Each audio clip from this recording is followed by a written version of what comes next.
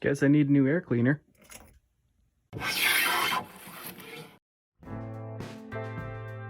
So I kind of already started this project, but I figured it would be a decent video. And I do still need an air cleaner after my other one seized on me and died.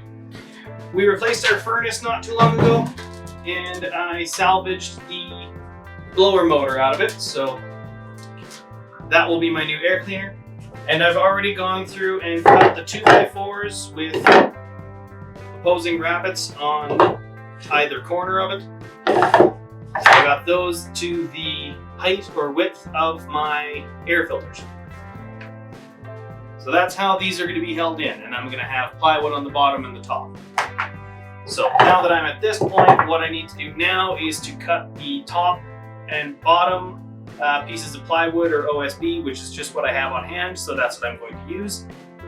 If you're wondering where I got the design of this from, I'm basing it off of Jay Bates' air cleaner, mobile air cleaner cart. I'm using pretty much the same construction. I will link to his website article in the description below, where he did have a SketchUp model that you can see how it all fits together. And he'll have the video and all the descriptions and everything there too. So check the description if you're looking for a SketchUp model on that. So, like I said, over at the table saw, I cut some scrap OSB and some 1/4 inch plywood I salvaged out of our camper for the top and bottom of the air cleaner.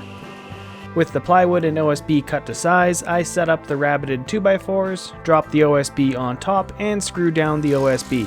After double checking the filters fit, I repeat that process on the bottom with the plywood. At this point, I realized that once the filters get slightly clogged up, the fan will most likely implode the filters. So using a scrap cut to the same width of the filters, I screw in some other scraps on the top and bottom centers of all 3 filters as some brackets. On the 4th and final side, I'm not putting a filter, but I'm mounting the motor. So to support the weight of the motor, I did full-length supports. Over at the table saw, I ripped down another OSB scrap to the same dimensions as the filters and drop it into place. To make sure I mount the motor in the right place, I mark out the backside of the OSB so I know where I can and can't cut. After some delicate bodywork, I changed my plan and flipped the box onto the ground. Then using some plywood scrap strips, I suspend the motor in place, drill a few holes into the fan body and screw it down, followed by a few more OSB scraps to act as gap fillers. Then using that filter size scrap, I mark out the fan opening, open it up with a circular saw, and screw it down into place. Wiring wise, I kept it pretty simple. Following the wiring diagram on the side of the motor, I brought the 2 applicable wires out and hooked it up to a switch and half an extension cord I had kicking around. Hanging it up was a little bit more of a pain to do by myself, but I eventually got there with a Rubbermaid container on top of my miter saw stand and awkwardly contorting myself to get the one side bolted in long enough to run around to the other side and bolt in that side. Then all I had left to do was to throw the filters in, and off screen I fixed my error and reinstalled the capacitor or whatever the tubulator thing on the side of the motor is, which greatly improved the speed and airflow. At least I noticed the issue before garbage day.